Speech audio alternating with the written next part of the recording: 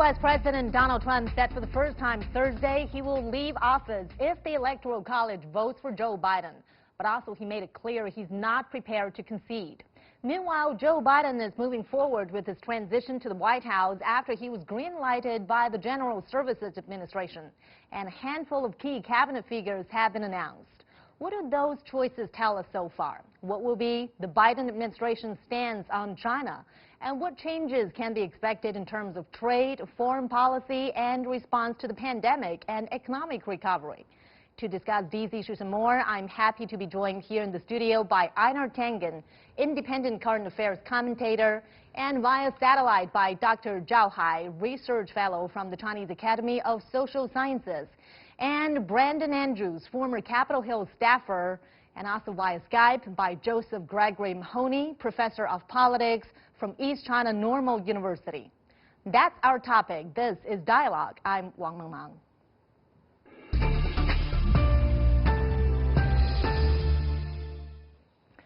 So President Trump has come closer to admitting defeat, but he also said it would be a very hard thing to concede and would keep up his legal fight. What could he do in the final days of his presidency, Mr. Tangen? Well, he can't do much to extend his presidency. He's still saying that he's going to do something. But remember, what he's trying to do at this point is to transition his base from him as president to him probably as a conservative news network owner or participant. So at this point, it's really about getting the base wedded to him and convincing him that he's gotten a raw deal, that he's, in his world, you're either the victim or the victor. So at this point, since he hasn't won, he's lost, he is the victim. Now, Mr. Andrews, does he still have a chance to perhaps turn things around? No, the election's over at this point, and Mr. Trump is continuing to raise money off of recounts and legal measures to try to set himself up for success, as the other guest said, as he leaves office, whether that's him having a PAC or super PAC and being involved in electoral politics or him having a news network. He wants to set himself up for success next. Unfortunately, it's causing a great deal of confusion in terms of the transition period, but the election is over at this point. Yeah, and some U.S. media outlets say that President Trump is likely to enact a series of hardline policies to really cement his legacy on China. Dr. Zhao, this is, of course, alarming for Chinese observers, but what has been President Trump's China legacy after all? Well, his China legacy is very much complicated. On the one hand, he has the first phase one trade deal with China at the beginning of the year, and then because of the impact of the pandemic, he changed course and released this group of national security people attacking China constantly from May pretty much until now. And recently you have the National Security Advisor traveling to the Southeast Asia continue to release this very poisonous information about China. And I think even though he lost this campaign and this election, he continued to blame China on his loss and linking his loss and Biden's win to China. So I think moving forward, his policy and particularly his followers will continue to attack China on COVID and on many other issues that related to China. And Professor Mahoney, even though Trump is still grappling with his defeat, it seems that he's allowed transition to come underway, and according to Biden, the Trump team has been sincere in doing so. Is Biden really ready to step into the void left for him by President Trump? I think so. I think that there's this tremendous expectation that he's going to move quickly and needs to move quickly on COVID, both with containment efforts, rolling out an effective vaccine strategy. There's going to be a lot of resistance, in fact, to the vaccine. We think that it's something very positive, but a lot of people that I'm talking with, a lot of the older people, are very suspicious of how this vaccine has been developed and how it's being approved.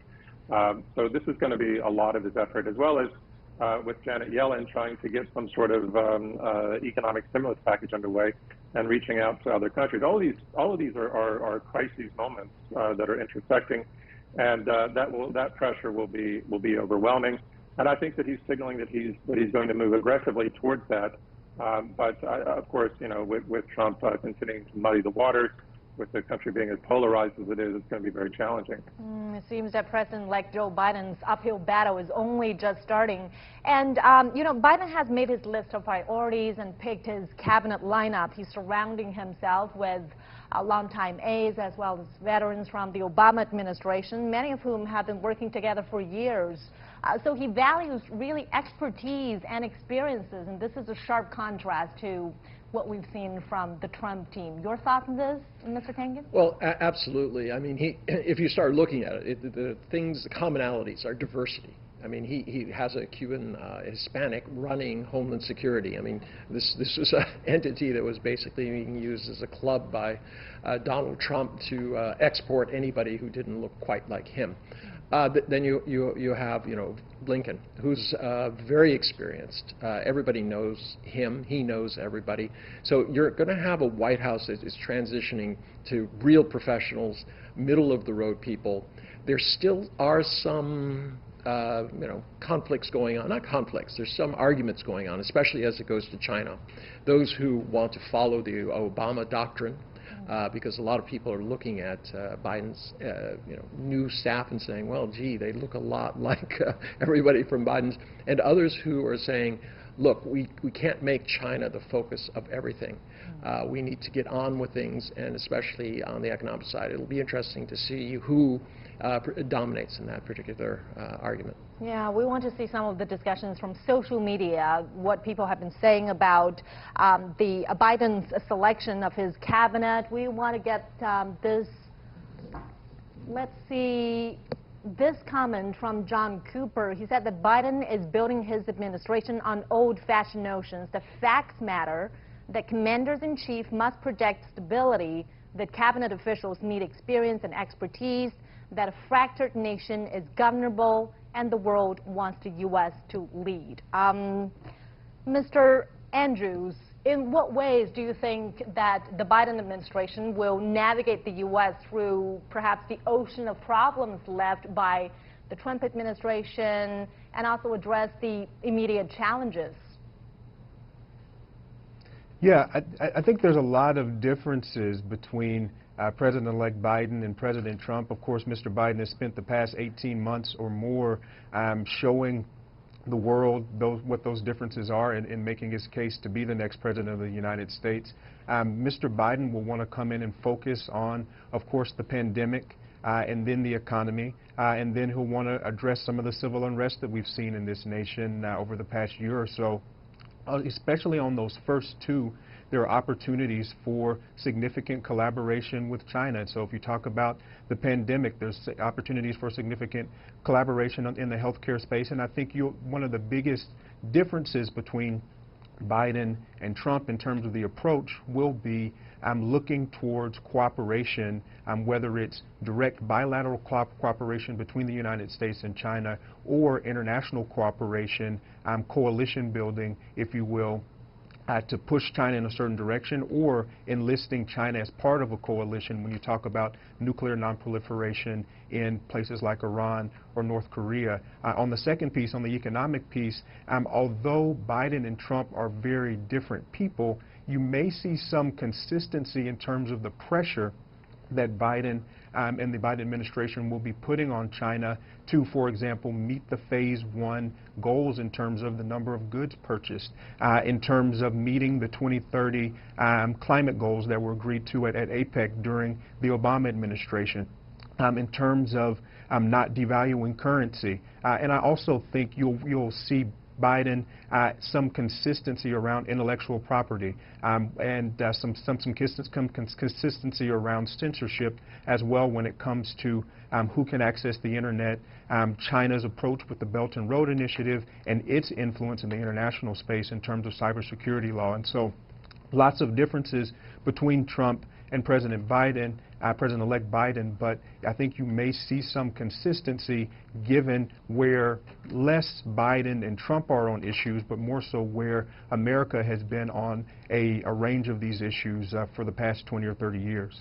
President-elect Joe Biden's pick for Secretary of State Antony Blinken is seen as an advocate for global alliances, and he said just a few days ago that, quote and unquote, we need to be working with the other countries, we need cooperation and partnership. And observers say that this signals Biden is determined to rebuild relationships with world leaders as well as international organizations. Now, Dr. Zhao, what could be President-elect Joe Biden's China policy?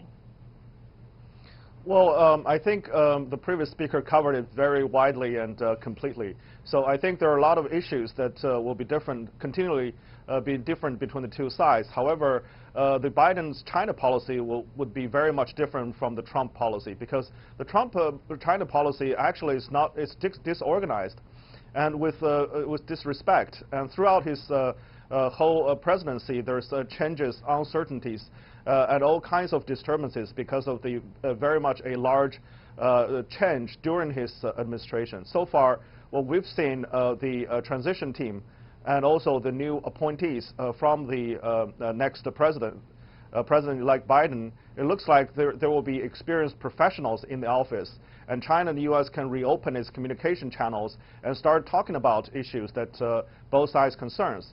And on international issues, particularly the challenges we face together, I think there are a lot of areas we can work together, and I think the previous speaker also covered that. One thing is important. At this point, I think the number one issue that China has already, of course, sent the congratulation telegram to the U.S. side, and I think moving forward is very important for the two top leaders between China and U.S. to talk to each other constantly, communicate, and dispel any problems between the two sides, and making this transition and also the future relationship much more smooth than right now. A lot of the issues are out of misrepresentation and misunderstanding. I think better communication is number one issue right now. Yeah, but let's not forget that during his campaign, Biden vowed a tough line on China's expanding influence worldwide. Professor Mahoney, what do you think will be the basic tone of Biden's policy towards China, and what kind of differences can we see from his policy, from the Trump administration? Well, I think one of the first things we have to do is remember that, before Trump, you see all this talk today that in various media that talk about how bad relations got between China and the U.S. under Trump, and indeed they did. But, this kind of obscures the fact that they weren't always perfect before Trump. There were some very difficult moments, 1999, after the War on Terror, when the U.S. penetrated put its bases in Central Asia. And there were other dark and difficult moments when the United States took aggressive positions that destabilized relations, whether it was related to Taiwan or other issues. But the key point with Trump is that his approach to China has not just been disorganized and sort of antagonistic, and it's also really undermined the U.S. position as well. It's been damaging to China, but it's also been damaging to the U.S. So it's going to be very easy for Biden to reverse those policies. But at the same time, we should remember that before Trump was elected, people in China were concerned that Hillary would be elected. Her infamous pivot towards Asia, this was clearly an indication that the U.S. was thinking about taking a more aggressive position towards China. And now we have Biden coming back. And even if it's Obama 2.0, it's still going to be something that is taking a harder line towards China. When I hear Trump say, make America great again, America first, and then I hear Biden say, America's back, I really hear similar messages. We're just going to see different approaches. Biden's approach will be more pragmatic. It'll be easier for Beijing to respond to and manage. Trump's was more radical and discombobulating. So these are the changes we'll see, but I don't think we'll see changes in style, we'll see changes, but at the same time, we may see that the U.S. is taking a more effective aggressive stance against China through time than Trump did. Yeah, as Professor Mahoney just mentioned, there have been dark moments in history of bilateral ties between China and the U.S., and then there could be uncertainty brought about by any incoming administration. But Trump's hostility, continued hostility toward Beijing, has changed bilateral relationship in so many ways that it could, even make it impossible for any incoming administration to come in immediately and change course. Your thoughts on this? Well, I agree, but there's an overarching larger issue involved here. I mean, in the U.S., there's always a countdown timer. So this election is over. Now we're starting to think about the midterms. Yeah. He has to, in less than 2 years, he has to turn around a tremendous amount if he expects to win those midterms and get support. Remember, Obama lost in the midterms, and that really impacted his presidency. So right now, you have the Senate race in Georgia. If he doesn't get those 2 seats, he's going to be severely hamstrung, and the Republicans are making it very clear that they're not going to allow him to go forward. Yeah. So then he has, what can he do in those 2 years? That brings up this issue. There was 83,000 votes in 4 states that allowed, if Trump had gotten those, he would continue to be president. You could say 80 million versus 73 million, whatever you want to say, but the fact is those battleground states are still there, and there's real question about how reliable a partner the United States is going to be. It's wonderful that Joe Biden is in there, but there was a huge reaction in to Obama to put Trump in there, basically because people said, look, we've had these professionals in before, nothing has changed as far as they're concerned. And that is really the thing that is going to continue to worry people, not only domestically in the U.S., but also internationally. Yeah, now let's talk about another pig for Biden in his cabinet. And I think that in climate change, and that's one of the areas that China and the U.S. could work more closely on, climate change. So he's picked John Kerry, and he was the chief architect of this Paris Climate Accord, and he signed it as the Secretary of State under the Obama administration, and that's something that Trump pulled back. And China, in the meantime, has pledged to, become carbon neutral by year 23. So what do you think are the prospects of cooperation in this front, Dr. Zhao? Well, I think there are 2 possibilities. Number one is that China and U.S. will continue its 2015 cooperation, uphold the Paris Agreement, because Biden has said he's going to come back to Paris Agreement on day 1. So that's a very positive sign.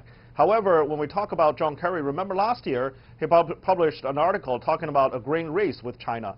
He also has this idea that America needs to lead in terms of green technology.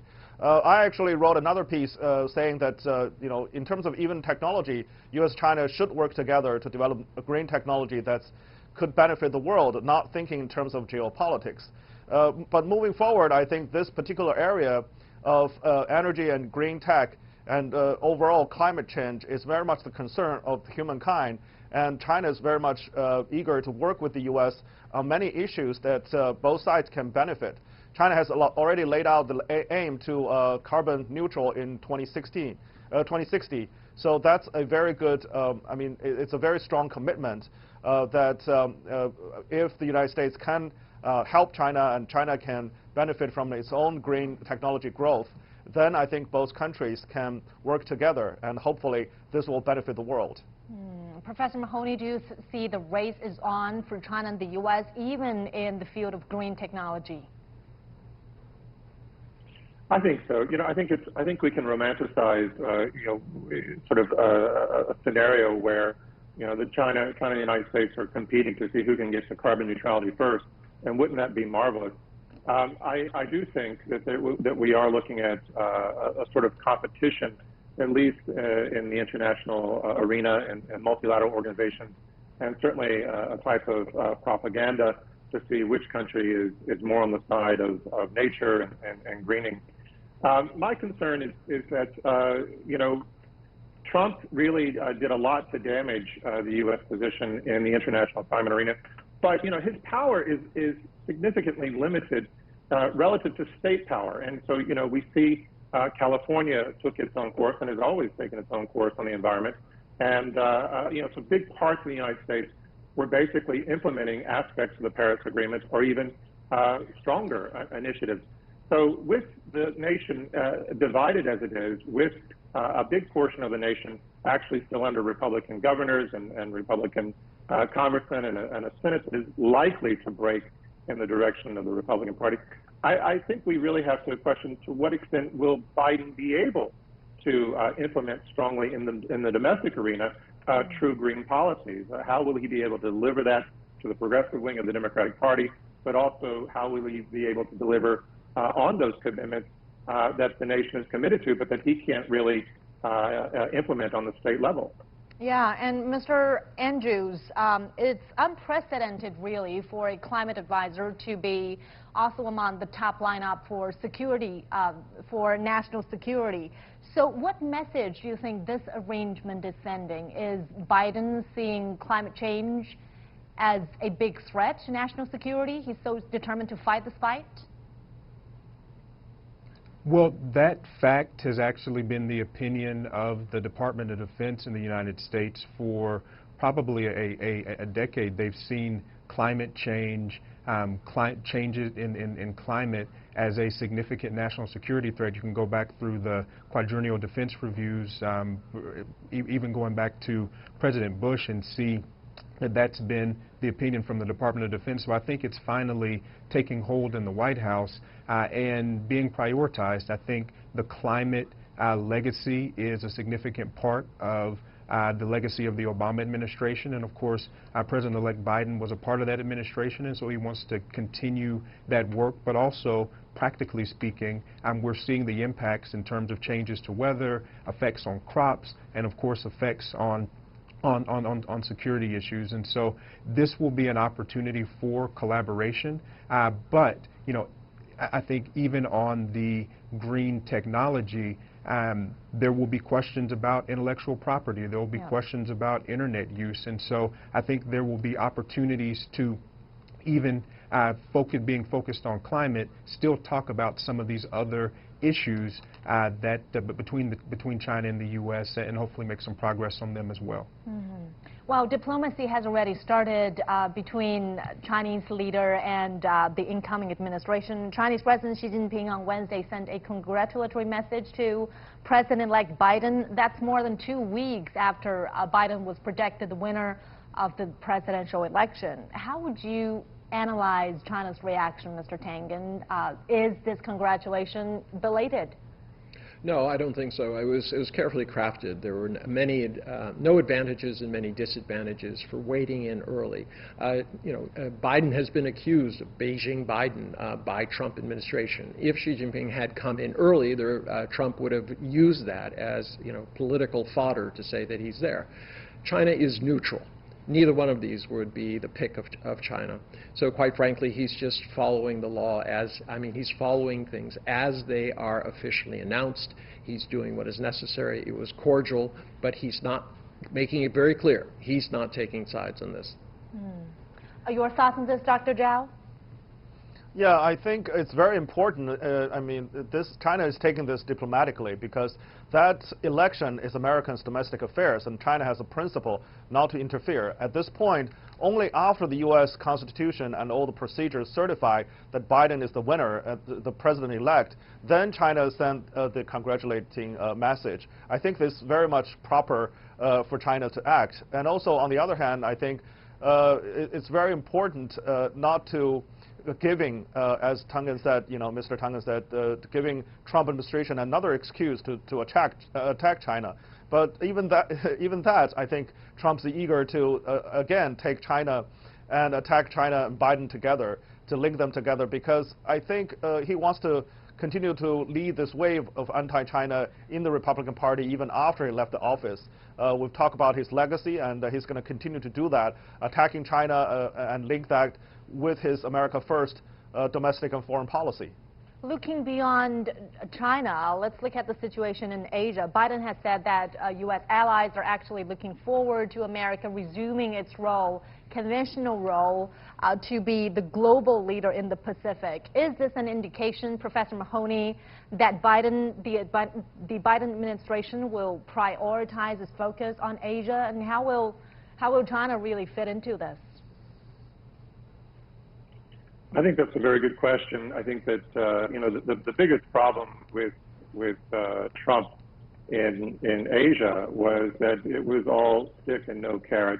He pulled out of TPP. In the meantime, we've had RCEP signed. It's a major development for Asia. It's a major diplomatic victory, I think, for Beijing. And now we have talk that Beijing is considering ways to get into TPP. Whether or not that's possible or sincere remains to be seen. But I think the fact of the matter is there are some old U.S. allies in Asia who are a little uncomfortable with how bad U.S. China relations have deteriorated, but also how much the U.S. strategic position has deteriorated under Trump. Not just his withdrawal from multilateral organizations, but his actual retreat. You know, he's talked a lot of bluster, and he's made a few incredible punches forward, the assassination of Soleimani and the Iranian general in Baghdad, for example. But on the whole, he's been in a tactical retreat with the United States. And I think that this has unnerved a number of traditional allies. But I think that there's so much water under the bridge at this point that, and China has made so many steps forward, especially economically, that the U.S. will struggle to catch up. I don't think that the U.S. can assert the same sort of primacy that it had in the past in the Pacific. This was already coming to an end before Trump, and I think the general trend will continue in that direction.